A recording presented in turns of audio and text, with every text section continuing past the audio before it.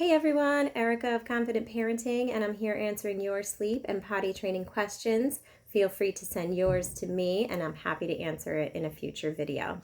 This mom asks, my 2-year-old wakes up every night for an hour and just lays there. He's not crying, he's just laying there. So there's a couple reasons why this could be happening. The first thing I would wonder is there a chance that he is even a tad too tired by the time he falls asleep at bedtime? And the reason that I'm curious about that is that that's a common trigger for waking overnight and being awake for a long time versus like waking up for just a minute or two, rolling over and going right back to sleep. It can also be a common trigger for waking too early in the morning, which you're not complaining about, but just for anybody else who's watching.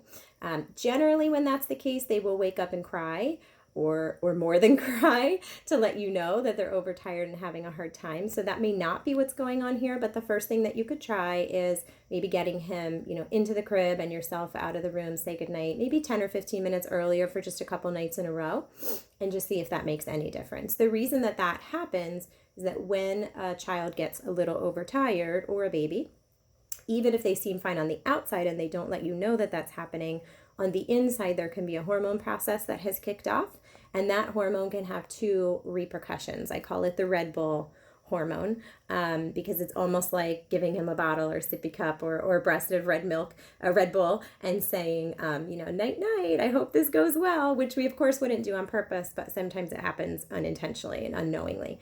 And once we've had something like that, let's say you've consumed a Red Bull or caffeine, espresso, whatever, you know that you might have trouble either settling down at the beginning of the night, or you might crash and then have trouble staying settled later in the night. So anytime there's a long night wake up or more than one, we do want to look at the schedule and think, could he be a tad overtired by bedtime? Now, I don't know the specifics of your situation, but to speak generically, I like to see a 2-year-old, especially if they're in the younger twos, back to sleep at bedtime within 5 hours of the nap ending. So let's say his nap ends at 2:30. He would probably need to be asleep versus heading up or in the midst of the process by 7:30. I also like to see them asleep within the range of 6:30 to 7:30, usually more on the later side of that range. If, for example, he's up until 8:30 and you're starting then, that could be problematic. Or if his nap is short and ends early and he's up for 6 or more hours to bedtime, that could be problematic. And sometimes, because we're talking about little people and little spans of time, you could make a shift of just 10 minutes and it could make a big difference. Even though to us as adults that seems kind of silly, like 10 minutes, whatever, close enough. To kids and especially to babies, it can be a big deal. So my first thought for you would be tweak the timing, make it a little tighter, a little earlier, see if that helps.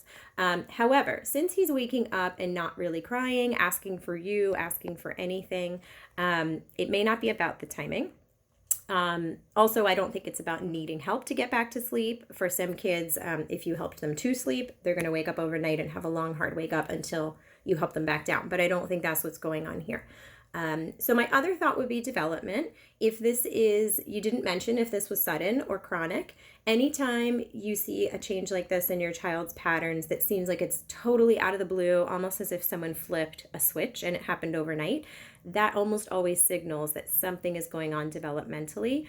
When they're younger, it's often physical development. I'm learning to roll, crawl, walk, whatever. At this age, it could be talking. If he's having a language burst or had one recently, acquired a lot of new words all at once, started talking a whole lot more, that could be what's causing it. But generally it's cognitive. He could be, his imagination could be on fire. If that's blooming and you're seeing a lot more imaginative play, that could be the cause as well. And basically what's happening is his brain is waking him up potentially, and he's just having trouble settling back down. Very similar to if you had a big presentation to give at work tomorrow and you were nervous about it, or you had a big trip that you were flying off to tomorrow and you were excited about it. Your sleep the night before might take a hit in that it's either hard to settle or you settle quickly, but then you pop awake and you start rehearsing in your head. What did I pack? What's the flight going to be like? What's the weather going to be like? All those sorts of things. And it might be hard to settle back down. So he may be practicing something that you're not seeing or hearing during that time. I would say the good news is it's not causing him to create any bad habits. He's not calling for you.